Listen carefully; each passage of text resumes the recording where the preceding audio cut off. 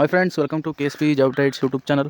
Civil PC non ಎಜುಕೆ exam ಬಗ್ಗೆ ತುಂಬ ಜನ ಕೇಳ್ತಾ ಇದ್ದಾರೆ. ಡೇಟ್ ಯಾವಾಗ ಅದು ಕನ್ಫರ್ಮ್ ಮಾಹಿತಿನ ಮೊದಲೇ ರಿಲೀಸ್ ಆಗಿರುವಂಥ ಡೇಟು ಅಂತ ತುಂಬ ಜನ ಕೇಳ್ತಿದ್ದಾರೆ. ವಿತ್ ಪ್ರೂಫ್ ನಾನು ನಿಮಗೆ ತೋರಿಸ್ಕೊಡ್ತೀನಿ. ಕನ್ಫರ್ಮ್ ಆಗಿರೋ ಡೇಟ್ ಯಾವುದು ಅಂತ ಸಂಪೂರ್ಣ ಮಾಹಿತಿನ ತಿಳಿಸ್ಕೊಡ್ತೀನಿ. ದಯವಿಟ್ಟು ಎಲ್ಲರೂ ಒಂದು ಲೈಕ್ನ ಮಾಡಿ, ತಪ್ಪದೆ ಎಲ್ಲರೂ ಶೇರ್ ಮಾಡಿ, ದಯವಿಟ್ಟು ಶೇರ್ ಮಾಡಿ. ಬನ್ನಿ ಫ್ರೆಂಡ್ಸ್, ಮಾಹಿತಿ ನೋಡೋಣ. ನೋಡ್ತಾ ಇರೋದು ಫ್ರೆಂಡ್ಸ್, ಇದು ಇವತ್ತಿನ ದಿನಪತ್ರಿಕೆಯಲ್ಲಿ ಬಂದಿರುವಂಥ ಒಂದು ಮಾಹಿತಿ ಆಗಿರುತ್ತೆ. ಶೂ ಮತ್ತು ಚಪ್ಪಲಿ ಧರಿಸಿದ ಅಭ್ಯರ್ಥಿಗಳಿಗೆ ಮಾತ್ರ ಪ್ರವೇಶ, ಶೂ ನಿಷೇಧ, ಚಪ್ಪಲಿ ಧರಿಸಿದ ಅಭ್ಯರ್ಥಿಗಳಿಗೆ ಮಾತ್ರ ಪ್ರವೇಶ ಅಂತ ಒಂದು ಹೆಡ್ಡಿಂಗ್ ಬಂದಿರುವಂಥದ್ದು. ಇದು ಪೊಲೀಸ್ ಕಾನ್ಸ್ಟೇಬಲ್ 1137 ಹುದ್ದೆಗಳ ನಾನೆಚ್ಕೆ ಪರೀಕ್ಷೆಗೆ ಒಂದು ವಸ್ತ್ರ ಸಮಿತಿಯನ್ನು ರಿಲೀಸ್ ಮಾಡಿರುವಂಥದ್ದು ಫ್ರೆಂಡ್ಸ್. ಇದನ್ನು ಸ್ವತಃ ನೇಮಕಾತಿ ವಿಭಾಗದ DG ಮಾರ್ಟಿನ್ ಅವರು ಹೇಳಿರುವಂಥದ್ದು ಫ್ರೆಂಡ್ಸ್. ನೋಡ್ತಾ ಇರ್ಬೋದು. ಇಷ್ಟೆಲ್ಲ ನೀವು ಅನುಸರಿಸಬೇಕಾಗುತ್ತೆ. ಏನೇನು ಅಂತ ಒಂದು ಬ್ರೀಫಾಗಿ ಹೇಳ್ಬಿಡ್ತೀನಿ ನೋಡಿ ಫ್ರೆಂಡ್ಸ್. ಯಾಕೆಂದರೆ ತುಂಬ ಜನ ಓಸಲ್ CRDRಲ್ಲಿ ಫುಲ್ ದೋಳ ಅಂಗಿ ಹಾಕೊಂಡು ಬಂದು ಎಕ್ಸಾಮ್ ಬರೆಯೋಕ್ಕೆ ತೊಂದರೆ ಆಗಿದೆ. ಆದ್ದರಿಂದ ಇದೊಂದು ತಿಳ್ಕೊಂಡ್ರೆ ನಿಮಗೆ ಅನುಕೂಲ ಆಗ್ಬೋದು.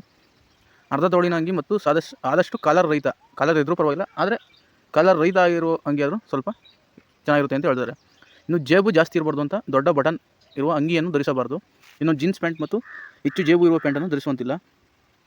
ಶೂಗಳನ್ನು ನಿಷೇಧಿಸಲಾಗಿದೆ ಹಾಗೂ ಪಾದರಕ್ಷೆ ಚಪ್ಪಲಿಗಳನ್ನು ಮಾತ್ರ ಧರಿಸಬೇಕು.